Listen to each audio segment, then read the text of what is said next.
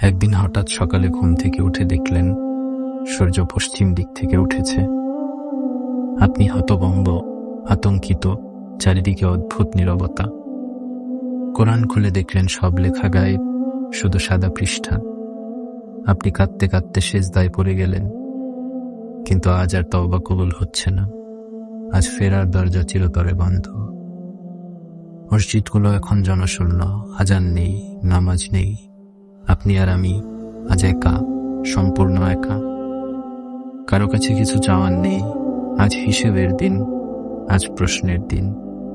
আপনার রব আপনাকে জিজ্ঞাসা করবেন, কেন দুনিয়ার পিছনে ছুটলে, কেন আমার ডাক উপেক্ষা করলে।